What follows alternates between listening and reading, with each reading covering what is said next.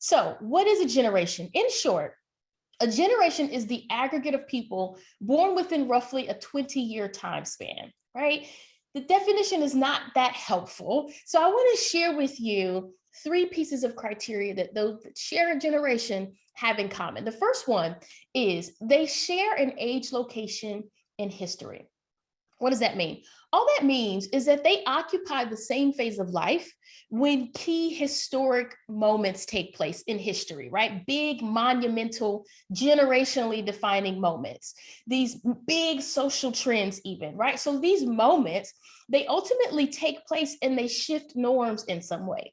So they create a new normal, whether that's socially or politically or technologically, in so many other ways. So they these new normals, if you will, they change the way that we think, the way that we behave, and what we understand to be normal as a society. This then draws some degree of distinction between one generation and another. Right? And ultimately, especially when these things take place in our coming of age years in adolescence, they really do shape the way that we show up, what we think to be normal, how we define acceptable behavior and normal trends, etc. And so that ultimately leads us to sharing within our generation, different than another, common beliefs and behaviors within our generation as a generational cohort, right? So, for example, some of these big historic moments could have been obviously the Great Depression, right? That's really more than a moment. It lasted a long, long time. For us, many of us on the call, the Great Recession is one of those moments, right? 9/11 absolutely changed the way that we travel.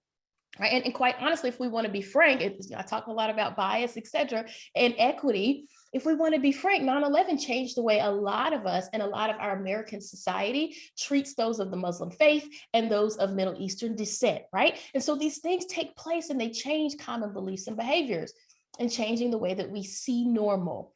So, for another example, how about the introduction of email or the introduction of the internet? Completely changed the way we communicate and the way that we define acceptable communication in the workplace, for sure. So do me a favor, drop in the chat your generation and perhaps a generationally defining moment for your generation. So if you're an Xer, you would put Gen X and then tell me what's a generationally defining moment for your generation. One of these big historic events that took place. Introduction of the microwave. Yes, I've never heard that one, Joshua. Landing on the moon, Y2K. I remember that. The hip hop movement for Gen X, 100%. Vietnam War, Gen X was the internet, the email, cell phones for sure, especially smartphones, right? Changed the game. Tupac versus Biggie for sure, absolutely.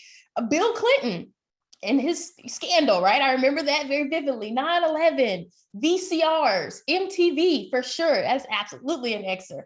Columbine for sure. That's probably a millennial that mentioned that. JFK's assassination for sure. We have a lot of defining moments amongst us.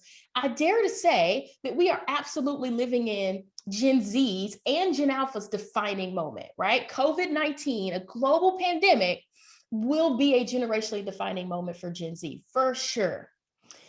Let me share with you the third piece of criteria that those who share a generation have in common. They have this common sense of perceived membership. What does that mean? It means that those who share a generation in common tend to believe and see that their generational experience is somehow unique, right? That's it's different, it's special. Some see it better, some see it worse, but nonetheless, we see it as distinct, right? And so we have this certain sense of pride in our unique experiences as a generation.